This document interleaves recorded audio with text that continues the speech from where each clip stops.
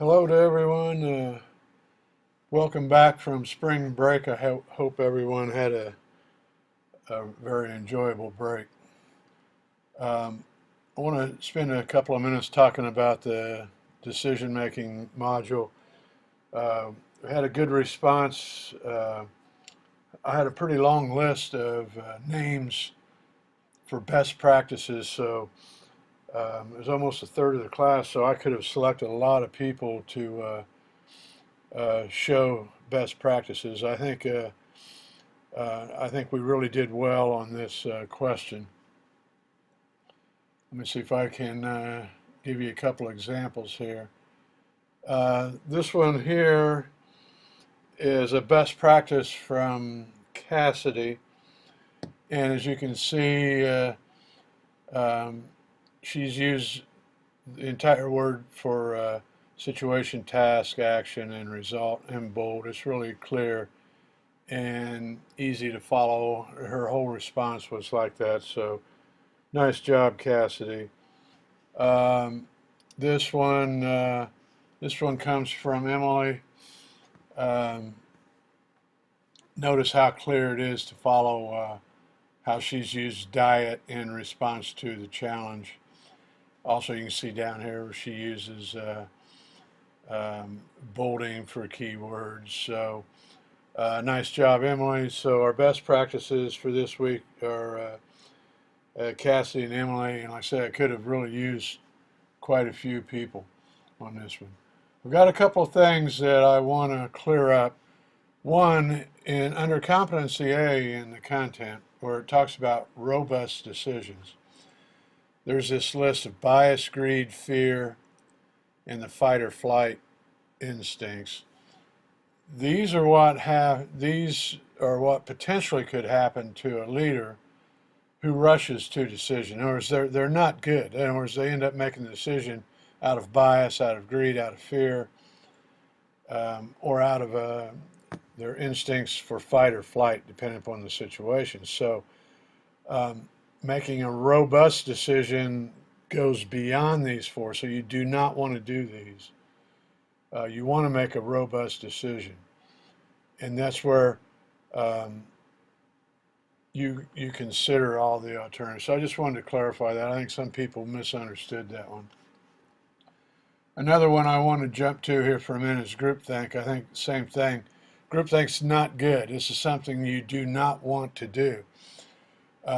Groupthink is when the leader or the collective members of a group they use power or coercion to overcome any dissident voices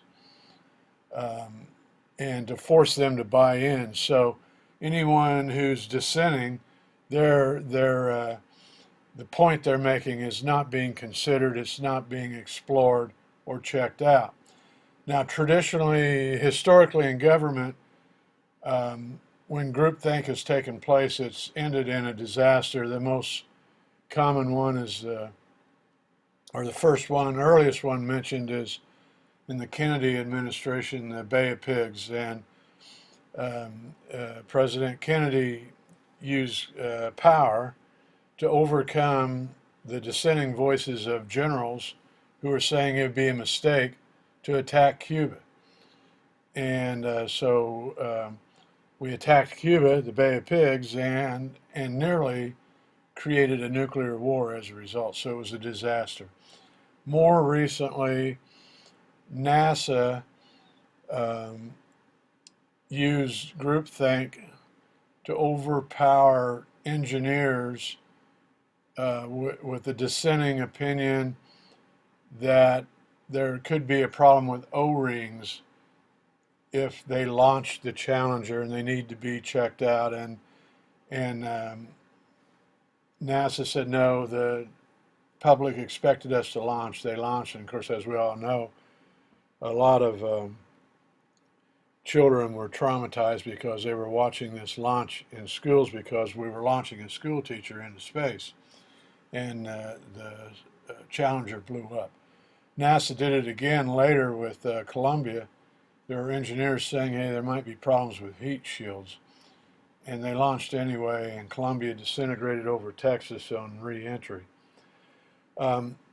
Real recent, and I think once this is studied, this might hit textbooks, but the new Trump administration, I think, used groupthink to try to pass their health care bill, and they overpowered the Freedom Caucus, who were Republicans, but they had concerns. In other words, they had a dissenting voice, and they were not heard, and therefore did not pass. And so I think it's another example of groupthink.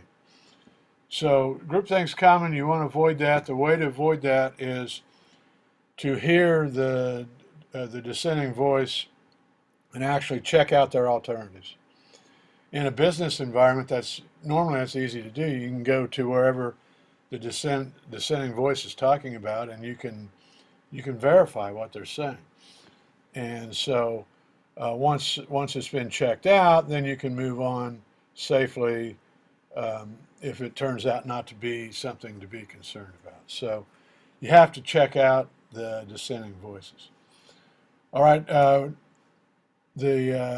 we're into now the motivation module. This is a fun module. There's a lot of really good content in this. And you see we've got a behavioral interview question. Notice that we're making the assumption that a leader can't literally motivate another person, that what they can do is create the conditions where that person motivates themselves.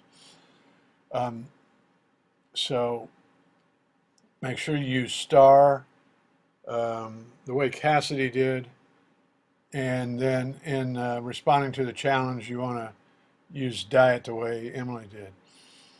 A couple of things. I wanted to talk just briefly about classical conditioning down here, just to make sure that you understand it. And the two big learning theories in behaviorism are operant conditioning and classical conditioning. And B.F. Skinner was associated with operant conditioning, and operant conditioning is a three-term contingency. So you have an antecedent or a stimulus that sets the opportunity for a response or a behavior. And then it's what happens after the behavior that's important, or is the consequence, because that either reinforces the behavior, you get more of it, or it does just the opposite. It discourages behavior and you don't get it again. So that's a three-term contingency. This classical conditioning, this is a two-term contingency. It does not matter what happens after the response. There was just stimulus and response. What happens afterwards does not matter. The person makes a learned association between the stimulus and the response. So let me give you some examples here. Everyone, by the way, is classically conditioned. There's no way we can avoid it. We're all conditioned. For example, when I smell pumpkin pie baking, it makes me think of my grandmother because when I was a kid growing up, she was well known for baking pies at holidays, and pumpkin pie was one of her specialties. So when I smell that, I think of my grandmother right away.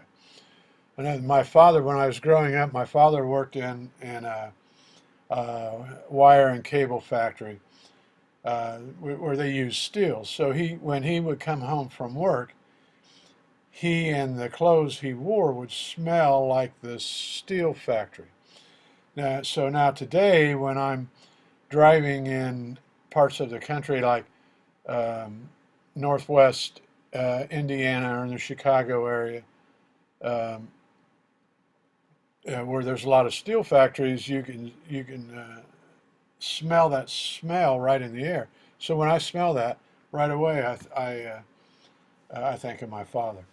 Even our pets are conditioned, and sometimes we condition them on purpose. Like for example, when I was growing up, I had we had a cat and a dog, and it was my job to feed the cats. So it just so happened my mother had an electric can opener attached to the wall in the kitchen.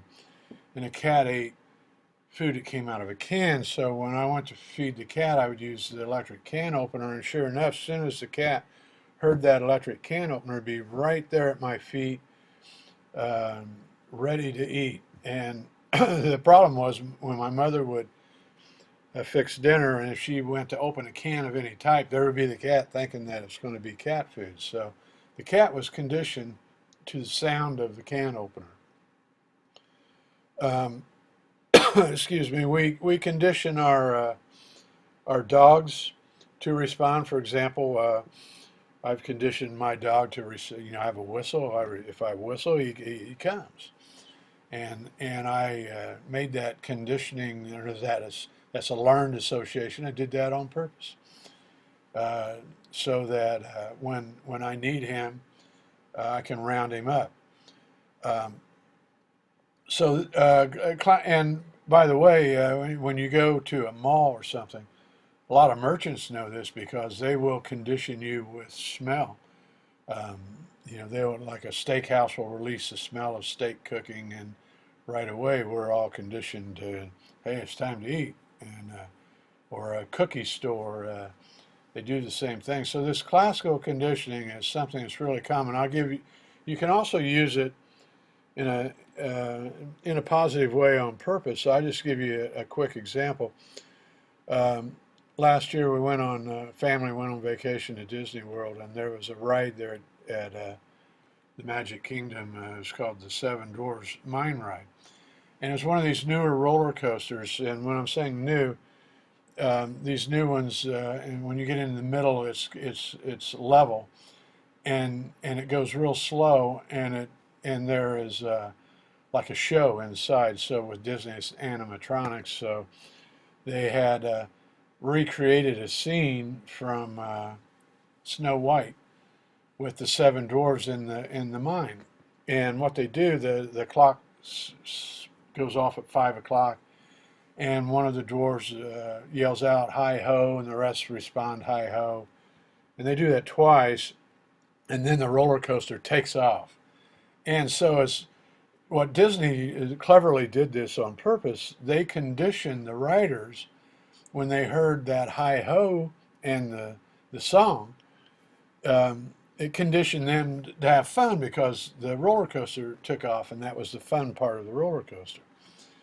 And so anyway, when we got home, I got on the Disney Channel, and I recorded Snow White, and I queued up that scene that they copied in the middle of the roller coaster ride, where the clock goes off and they do "Hi ho," and when family members are over and I turn that on, it instantly brings back that moment of fun that everyone had when we were on that roller coaster because it's associated with the song. And so this classical conditioning is a really powerful technique, and I just want to make sure you pay attention to that because it's something that I know that um, you've you've been conditioned. You probably use it as well, but knowing about it and knowing how it works makes it even more powerful for you to use in classical conditioning. So anyway, this motivation module is a good module. I hope you have fun with it and enjoy some of these techniques. Thanks.